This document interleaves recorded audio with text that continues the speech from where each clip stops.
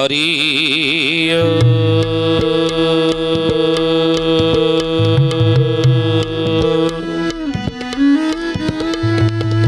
ओम भूर्भुवः स्वः तत्सवितुर्वरेण्यं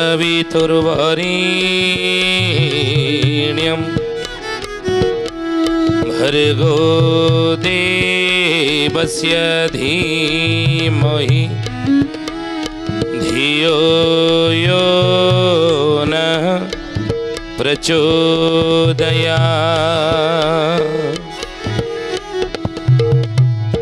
नीलाचल निवासाय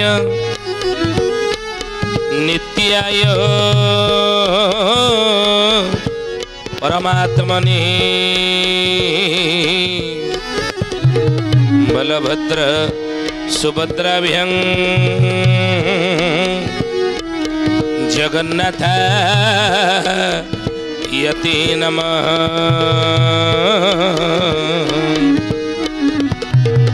जगन्नाथ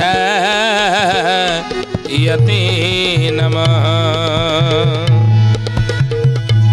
बोलिए महापुरुष अच्युतानंद जी की जय। श्रद्धेय ज्ञानी गुणी मंडली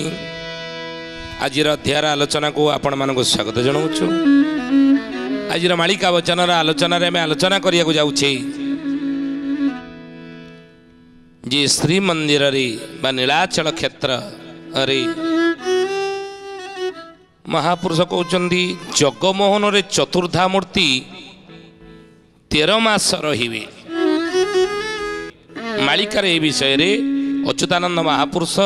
कौन लिखिछन्ति कहले जगन्नाथंक मंदिर जगन्नाथंक मंदिर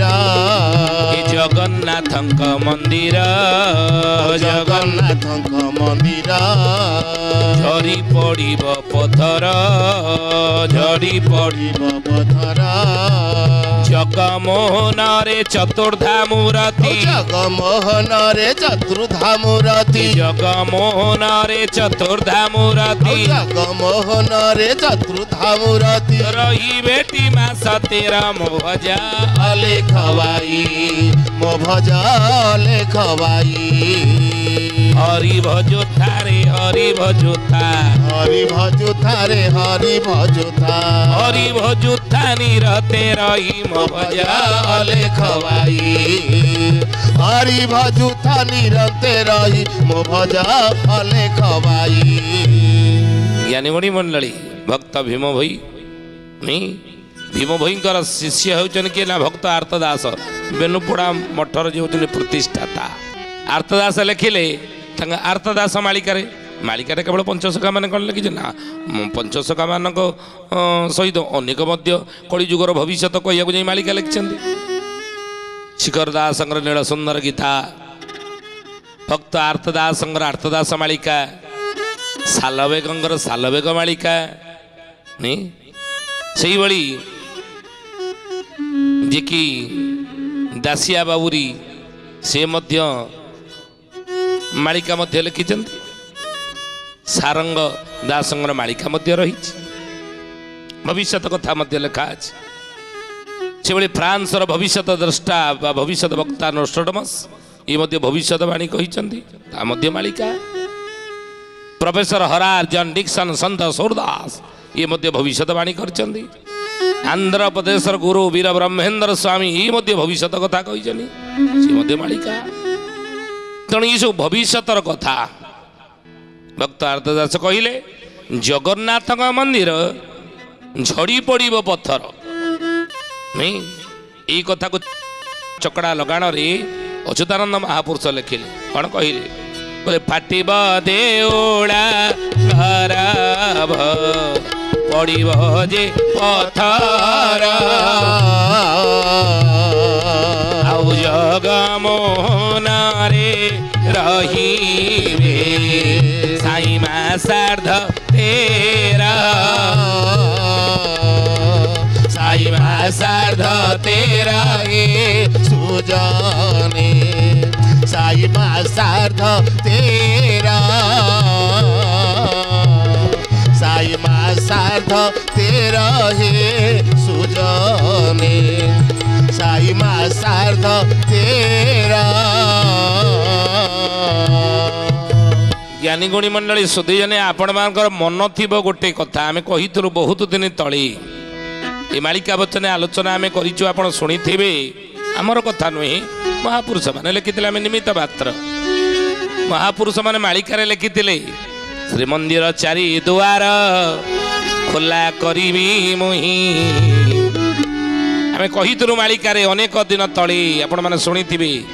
रत्न भंडार चाबी केते बेले मिलिबो रत्न भंडार खोला केते बेले हेबो एक आलोचना आम करनु आपण मैंने शुणी मिछ नुहे मालिका रत्न भंडार केते बेले खोला हेबो केते बेले ना जेते बेले श्रीमंदिर चारि दुआर खोला हेबो आगु आपण देखिबे से संकेत गुड़िक आप जनागलानी ये राजनैतिक व्यवस्था रे आगु को मध्य ये संभावना रही खूब निकट भविष्यत खूब निकट भविष्यत आउ किछि दिन परे मालिकार एक कथा सत्य होगा जाऊँगी जहाँ 600 वर्ष तले कागज कलम नथिला तालपत्र लेखनी साहाଯ୍य अच्युतानंद लिखिते रत्न भंडार खोला केबे बहुत दिन खोला है किंतु खोला केबे हेबो संपूर्ण रत्न केतेबेले गणति हेबो केतेबेले तार आकलन करा जीवो रत्न भंडार केते धन संपत्ति रही केते कौन रही तार आकलन केतेबेले करा जीवो ना जेतेबेले चारि दुआर श्रीमंदिर खोला हेबो ये कथा मालिकार आप शुणी आगुरी आम कही तेणु जानतु आगू को चारि दुआर खोला हे रत्न भंडार खोला जिते रत्न भंडार खोला हे नहीं तेणु से भाई अच्युतानंद चकड़ा लगाण कहले फाटिब देउड़ गरभ पड़ब जे पथर ये जगमोहन रे रहिबे साई माँ शारद तेर साई कले जगन्नाथ महाप्रभु 13 मास रहिबे जगमोहन रे बोलिए महापुरुष अच्युतानंद जी की ज्ञानी गुणी मंडली सथी आज मध्य देखु मालिका वचन केते सत विभिन्न स्थान देउल श्रीमंदिर फाट रहिबा कथा बा सुरक्षित नुहे बोली अनेक मध्य गवेषक माने गवेषणा करके जानुचंती ज्ञानी गुणी मंडली अच्युतानंद महापुरुष हरि अर्जुन चौतीसार लिखिले मालिकार नामला हरि अर्जुन चौतीसा कौन कहले कहले बसी बजे गोत्र पक्षी तुदे ओड़ा छोड़े बसी बजे गुत्र पक्षी तुदे ओड़ा छोड़े खसिब पथर खंड पड़ी बजे तले खसिब पथर खंड पड़ी बजे तले बतासरे नील चक्र वक्र हेब बाहरे बतासरे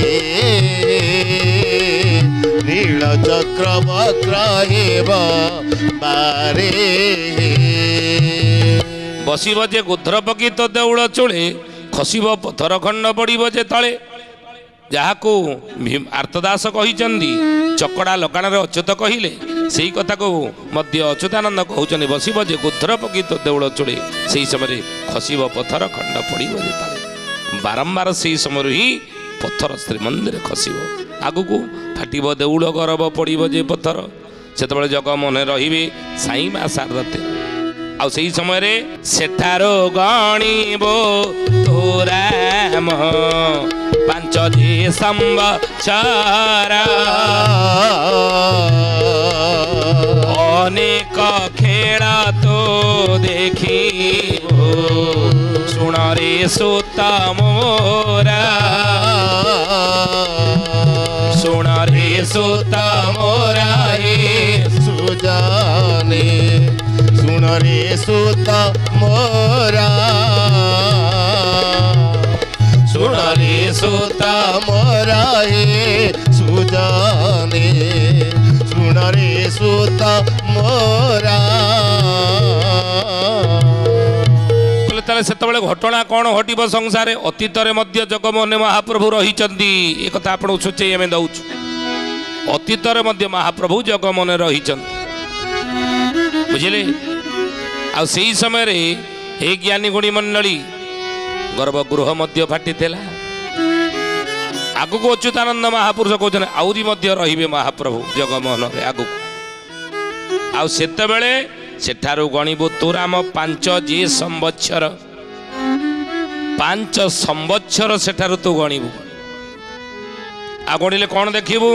ना अनेक खेल तू देखिबु शुण रे सुत मोर संसार रे अनेक खेल तू देखिबु सेतेबेले कौन खेल देखिबु सेतेबेले संसार की खेल की घटना सब घटिबो ना 13 दिन राजा सहिते पुणी 13 दलिया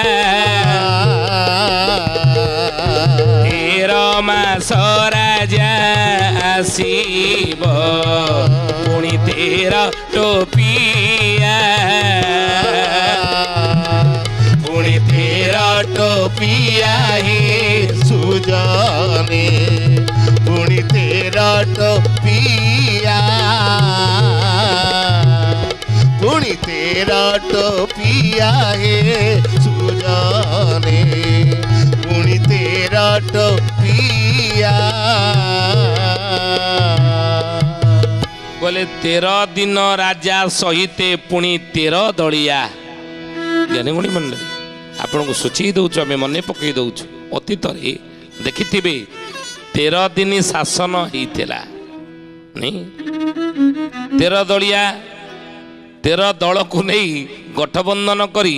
13 दल 13 दिन पे शासन करथिले जानना दिल्ली सिंहासन रे प्रधानमंत्री भाव रे बसिथिले 13 दिन 13 दल को नहीं वाजपेयी के समय रे अटल बिहारी वाजपेयी के समय रे तेणु महापुरुष कहले 13 दिन राजा सहिते पुणी 13 दलिया आउ 13 मास राजा आसीबो परे 13 टोपिया ये 13 दिन राजा होते प्रधानमंत्री होते किंतु तापरे 13 नंबर रे जी पुणी आसबे टोपी वाला होती आईनी कि 13 नंबर पुणी तापर टोपी वाला ही आसते कहले रसिक नागर नाटुआ कीर्तन पाटुआ हाट कबरन विपुल थाटे होइब ठिया थाटे होइब ठिया हे सुजाने थाटे होइब ठिया थाटे होइब ठिया हे सुजाने थाटे होइब ठिया रसिक नागर नाटुआ कीर्तन पटुआ हाटक बरन विपुल थाटे होइब ठिया ये हाट सारीदेव कि रसिक नागर प्रभु जगतर नाथ जगन्नाथ महाप्रभु ये ज्ञानीगुणी मंडली से संसार हाट सौदा सब सारीदे नहीं धुआ धोई हेब धुआ धोई हेला परे महापुरुष कौन परिष्कार से आप देखिए वर्तमान मध्य ओडिशार हे ज्ञानीगुणी मंडली राजनैतिक क्षेत्र को आम देखा ताहा ई समय को सूचे ही कहुई आपण ये कथा को ग्रहण करंतु बा न करंतु बुझंतु बा न बुझंतु विश्वास करंतु बा न करंतु किंतु वर्तमान ओडिशार राजनैतिक स्थिति आगु को या ही हबो बोली सब हाट सरीब धुआ धोई हबो कौन हबो आपण बुझीजिबे बुझिले से अच्युतानंद कहले से काले उत्कल राज्य रे पड़ी जीव चहल खंड खंड होई खसीब देउड़ो चून धार देउड़ो चून धार हे सुजाने देउड़ो चून धार देउड़ो चून धार हे सुजाने देउड़ो चून धार କାଳେ ଉତ୍କଳ ରାଜ୍ୟରେ ପଡ଼ିଯିବ ଚହଳ ଖଣ୍ଡ ଖଣ୍ଡ ହୋଇ ଖସିବ ଦେଉଳୁ ଚୂନ ଧାର ବୋଲିଏ ମହାପୁରୁଷ ଅଚ୍ୟୁତାନନ୍ଦ ଜି କି ଜ୍ଞାନୀ ଗୁଣୀ ମଣ୍ଡଳୀ ସଥି ଜାନି ଅଚ୍ୟୁତାନନ୍ଦ ମହାପୁରୁଷ ମାଳିକାରେ ଲେଖିଛନ୍ତି ଏ କଥା ଆମେ କହୁନୁ ଆମେ କହୁଥିଲୁ କିଛି ସମୟ ପୂର୍ବରୁ ନା ସାମ୍ପ୍ରତିକ ପରିସ୍ଥିତି ଏହା ହିଁ ନଥିଲା କି ସେତେବେଳେ ବ୍ରାହ୍ମଣ ଜଣେ ଦିଲ୍ଲୀ ଗାଦିରେ ଶିବ ତାହାରି ସମୟ ବାବୁ ଏପରି ହୋଇବ କଣ ହବ ସେ ବ୍ରାହ୍ମଣ କି ପୁତ୍ର ନାତି ଜ୍ଞାତି ଭାର୍ଯ୍ୟା ନଥିବ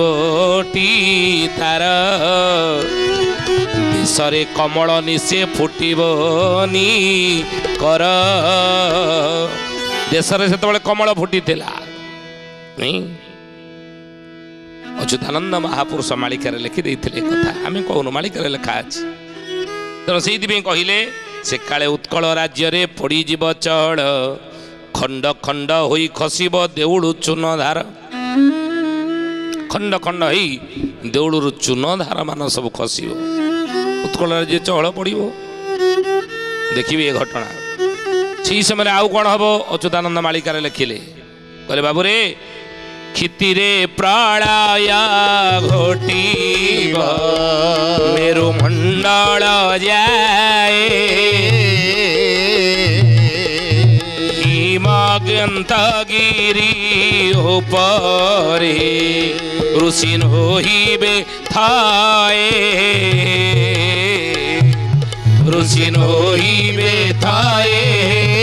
ସୁଜାନେ ଋଷି ନୋହିବେ ଥାଏ ଋଷି ନୋହିବେ ଥାଏ ସୁଜାନେ ଋଷି ନୋହିବେ ଥାଏ ସେ ସମୟରେ କ'ଣ ହବ ନା କ୍ଷିତିରେ ପ୍ରଳୟ ଘୋଟିବ ହିମମଣ୍ଡଳ ଯାଏ ହିମମଣ୍ଡଳ କିଛି ଦିନ ତଳେ ଆପଣମାନେ ଜାଣିଥିବେ ନା ସେତେବେଳେ ଭୂସ୍ଖଳନ ଯୋଗୁଁ ଅନେକ ଲୋକମାନେ ମରିଥିଲେ ହିମମଣ୍ଡଳ ତେଣୁ ମହାପୁରୁଷ କହୁଛନ୍ତି ଆହୁରି ସେଇ ହିମମଣ୍ଡଳ ଯାଏ କ'ଣ ହେବ ନା ପ୍ରଳୟ ସବୁ ଘଟିବ ଆଉ ହିମବନ୍ତ ଗିରି ଉପରେ ଋଷି ନୋହିବେ ଥାଏ ହିମଗିରି ହିମାଳୟ ଯେଉଁଠି ଋଷିମୁନି ମାନେ ତପସ୍ୟା କରୁଛନ୍ତି କାହାର ବୟସ 500 ବର୍ଷ କାହାର 1000 ବର୍ଷ କାହାର 2000 5000 ବର୍ଷ ବୟସରେ ମଧ୍ୟ ଋଷିମୁନି ମାନେ ଅଛନ୍ତି ସେ ହିମଗିରିରେ ତପସ୍ୟାରତ ବିଶ୍ୱାସ କରନ୍ତୁ ବା ନ କରନ୍ତୁ ଏ କଥା ଆଜି ମଧ୍ୟ ଆପଣ ଜାଣନ୍ତୁ ଯେ ଅଛନ୍ତି ଋଷିମୁନି ମା ସେଠି ଆଉ ଋଷିମୁନି ମାନେ ଥୟ ହେଇକି ରହିବେ ନାହିଁ ସଂସାରର ଏଇଭଳି ପରିସ୍ଥିତି ଦେଖି ଆସିଯିବେ ସେ ଋଷିମୁନି ମାନେ ମାନବ ଦେହରେ ପ୍ରବେଶ କରିବେ ତାଙ୍କର ଶକ୍ତି ତାଙ୍କର ତପଶକ୍ତି ତାଙ୍କର ତପସ୍ୟାର ବଳ ମଣିଷ ଶରୀରରେ ପ୍ରବେଶ କରିବ ସମାଜକୁ ସଂସ୍କାର କରିବା ପାଇଁ ଏ ସମାଜରେ ସଂସ୍କାର ଆସିବ ଲୋକଚରିତ୍ର ଯଦି ଆଜି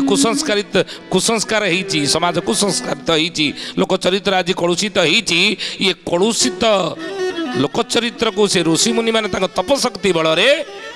କ'ଣ କରିବେ ନା ସବୁ ସଂସ୍କାରିତ କରିଦେବେ ଲୋକ ପରିବର୍ତ୍ତନ ହେବେ ବୁଝିଲେ ଏଇ କଥା ମହାପୁରୁଷ ଲେଖିଲେ ଋଷିମୁନି ମାନେ ସେଠି ଆଉ ତପସ୍ଥିର ରହି ରହିବେନି ସମାଜକୁ ଆସିବେ ଚାରିଆଡ଼େ ଜ୍ଞାନର ବାର୍ତ୍ତା ଦେବେ ଲୋକମାନଙ୍କୁ ଦିବ୍ୟ ଜ୍ଞାନ ଦେବେ ତାଙ୍କ ତପଶକ୍ତି ଦେବେ ଆଉ ଯେଉଁମାନେ ଦେଶର ଶାସନ କ୍ଷମତା ରହିବେ ତାଙ୍କ ଭିତରେ ଋଷିମୁନି ମାନଙ୍କର ଶକ୍ତି ତପଶକ୍ତି ପ୍ରବେଶ କରିବ ସେମାନେ ସମାଜକୁ ସଜାଡ଼ି ଦେବେ ଦୁନିଆକୁ ସଜାଡ଼ି ଦେବେ ଯାହାକି ଆଜି ଆପଣ ଦେଖିପାରୁଛନ୍ତି ନାଇଁ କହିଲେ ମହାପୁରୁଷ କହିଲେ ଆଉ ସେତେବେଳେ କ'ଣ ହବ ନା କ୍ଷୀରଧାର ଯାହି ବହିବ ଛତିଆ ମହାଗିରି ଜାଣିବ ତ ନିଶେ ବାବୁରେ ପ୍ରଭୁ ତେ ଯିବେ ଗିରି प्रभु ते जीवे गिरी महाप्रभु प्रभु ते जीवे गिरी प्रभु ते जीवे गिरी महाप्रभु प्रभु ते जीवे गिरी ସେହି ସମୟ କ୍ଷୀର ଧାର ଜହିଁ ବହିବ ଛତିଆମ ଆଗରେ ଛତିଆମ ଠାରୁ କ୍ଷୀର ଧାର ସ୍ରୋତ ଛୁଟିବ ବୋଲି ମାଳିକାରେ ଲେଖା ଅଛି ସେତେବେଳେ ହବ। ଆଉ ସେହି ସମୟରେ ଜାଣିବୁ ତୁ ନିଶ୍ଚୟ ଦାରୁ ବ୍ରହ୍ମ ତେଜିବେ ନୀଳଗିରି। ସେହି ସମୟରେ ଦାରୁ ବ୍ରହ୍ମ ପ୍ରଭୁ ଶ୍ରୀଜୀଉମାନେ ନୀଳଗିରି କହିଲେ ବଡ଼ ଦେଉଳ ଛାଡ଼ିବେ ବୋଲି ମାଳିକାରେ ଲେଖା ଅଛି। ଜ୍ଞାନୀଗୁଣୀ ମଣ୍ଡଳୀ ସ୍ୱଥି ଜାଣେ। ତେଣୁ ସେଇଥିପାଇଁ ମହାପୁରୁଷ ଅଚ୍ୟୁତାନନ୍ଦ ମାଳିକା ମାଧ୍ୟମରେ ସମାଜକୁ ଚେତନା ଦେଇଛନ୍ତି। ଆଗକୁ ଏଇ ଘଟଣା ଗୁଡ଼ିକ ଘଟିବ, ଏଇ ସଂକେତ ଦେଖିଲେ ଜାଣିବୁ ଏଇଆ ହେବ। ତେଣୁ ତୁ ସତର୍କ ସଚେତନ ହେଇ ପ୍ରଭୁଙ୍କର ପଦାର ବିନ୍ଦରେ ସବୁବେଳେ ମତି ରଖିଥା। ପ୍ରଭୁ ନାମ ସକାଳରୁ ଉଠିଲା କେଣେ ଆରମ୍ଭ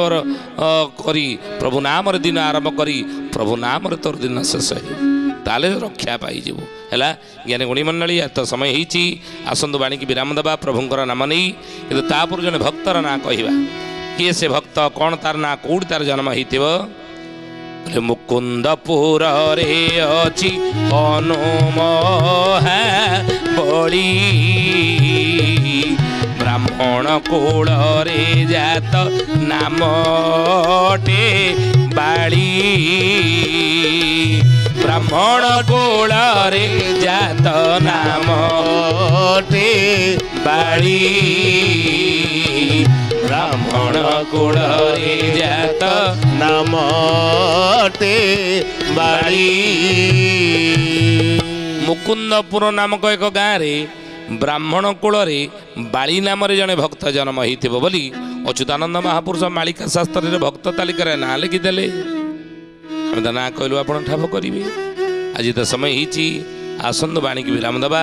ସେ ପ୍ରଭୁଙ୍କର ନାମ ନେଇ। ଶ୍ରୀକୃଷ୍ଣ ଗୋବିନ୍ଦ ହରେ ମୁରାରେ, ହେ ନାଥ ନାରାୟଣ ବାସୁଦେବ। ଶ୍ରୀକୃଷ୍ଣ ଗୋବିନ୍ଦ ହରେ ମୁରାରେ, ହେ ନାଥ ନାରାୟଣ ବାସୁଦେବ। ହେ ନାଥ ନାରାୟଣ ବାସୁଦେବ, ହେ ନାଥ ନାରାୟଣ ବାସୁଦେବ। ହେ ନାଥ ନାରାୟଣ ବାସୁଦେବ। ଶ୍ରୀକୃଷ୍ଣ ଗୋବିନ୍ଦ ହରେ ମୁରାରେ, ହେ ନାଥ ନାରାୟଣ ବାସୁଦେବ। ଶୁଦ୍ଧି ଜାନି ଜ୍ଞାନୀ ଗୁଣୀ ମଣ୍ଡଳୀ, ଆଜି ପାଇଁ ଆସନ୍ତୁ ବାଣୀକି ଏଠାରେ ବିରାମ ଦେବା। ପୁଣି ଆସନ୍ତା ଅଧ୍ୟାୟରେ ଭେଟ ହେବା। ରହୁଛୁ ହରିଓମ ଶାନ୍ତି ଶାନ୍ତି ଶାନ୍ତି, ସର୍ବାରିଷ୍ଟ ସୁଶାନ୍ତିରେ ଭବତୁ। ପ୍ରାର୍ଥନା ଆମ ଆନନ୍ଦର ଉତ୍ସ।